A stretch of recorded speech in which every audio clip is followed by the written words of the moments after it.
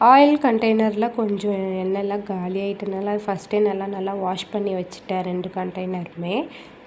ஆயிலெலாம் கொஞ்சம் காலி ஆகிட்டனால அதெல்லாம் வாங்கிட்டு வர சொல்லியிருந்தேன். தேங்காய் எண்ணெய் எல்லாமே நல்லா ஃபில் பண்ணி வச்சுட்டேன். கொஞ்சம் கொத்தமல்லி, கருவேப்பிலை, புதினா எல்லாமே மார்க்கெட்லேருந்து வாங்கிட்டு வந்திருந்தது அப்படியே வச்சுட்டேன். அது க்ளீன் பண்ணாமே கவரில் வச்சோம் அப்படின்னா அது சீக்கிரமாகவே ஒரு 2-3 டேஸ்க்கு மேலே வச்சோம் அப்படின்னா கவர்லேயே அது அப்படியே ஒரு மாதிரி எல்லாமே அழுவிடுற மாதிரி ஆயிடுது. ஸோ அதனால் பாக்ஸில் போட்டு வச்சுக்கலாம் அப்படின்ட்டு அது எல்லாமே கொஞ்சம் க்ளீன் பண்ணி வச்சுட்டு வந்தேன். ஏன்னா இதுக்கு முன்னாடி நான் பச்சை மிளகா, கருவேப்பிலை அதெல்லாமே தனித்தனியாக தான் கவரில் போட்டு வச்சுருக்கேன். பட் இருந்தாலும் அது கவரில் இருக்கிறனால சீக்கிரமாகவே அழுகிடுது. அது ஏன் அப்படின்றது எனக்கு தெரியவே இல்லை.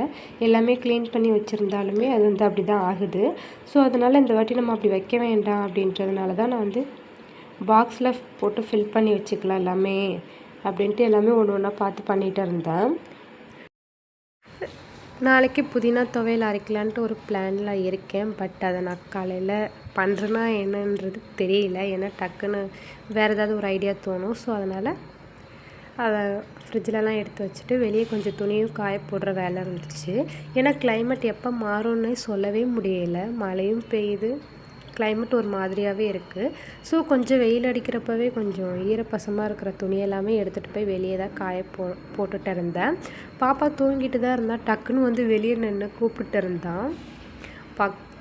டக்குன்னு பயந்துட்டேன். ஏன்னா நல்லா தானே தூங்கிட்டு இருந்தான். டக்குன்னு என் பின்னாடியே வந்திருக்கான் போல இருக்குது. நான் சரியாக அதை கவனிக்கலை.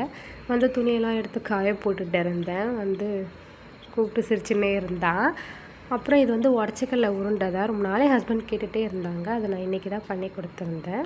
ரெடி பண்ணிவிட்டேன். டேஸ்ட் சூப்பராகவே இருந்துச்சு. எல்லாரோட லைஃப்லேயுமே நிறைய நம்மளை டவுன் பண்ணுறதுக்கு தான் நிறைய பேர் இருப்பாங்க. ஆனால் நம்மளை மோட்டிவேஷன் பண்ணுறதுக்கும் நம்ம பக்கத்துலேருந்து சப்போர்ட் பண்ணுறதுக்கும் ஒரே ஒரு பர்சன் இருப்பாங்க. உங்கள் லைஃப்லேயும் அந்த மாதிரி இருக்காங்களா, அந்த பர்சன் இருக்காங்களா அப்படின்றத மறக்காமல் கமெண்ட்டில் சொல்லுங்கள். என்னோடய லைஃப்பில் எனக்கு சப்போர்ட் பண்ணுறதுக்கு ஒரே ஒரு பர்சன் இருக்காங்க. அந்த மாதிரி உங்கள் லைஃப்லேயும் இருப்பாங்க. மறக்காமல் அவங்கள கமெண்ட்டில் சொல்லுங்கள் யாருன்ட்டு. பாப்பாவோட டைரியில் ஃபோட்டோ ஓட்டாமல் எல்லாமே ஃபில் பண்ணி கொடுத்துருந்தேன். ஃபோட்டோ ஓட்டி ப்ராப்பராக கொடுக்கணும் அப்படின்றது சொல்லியிருந்தாங்க. ஸோ எல்லா வேலையுமே முடிச்சுட்டு இதை லாஸ்ட்டாக தான் பண்ணிகிட்டு இருந்தேன். ஃபோட்டோலாம் ஒட்டி எல்லாமே கரெக்டாக ஃபில் பண்ணியிருக்கேனா அப்படின்றத பார்த்துட்டு இருந்தேன். என்னோடய மோர் வீடியோஸ் பார்க்குறதுக்காக மறக்காமல் சப்ஸ்கிரைப் பண்ணிக்கோங்க. பக்கத்தில் உள்ள பெல் ஐக்கானை டேப் பண்ணிக்கோங்க. பை.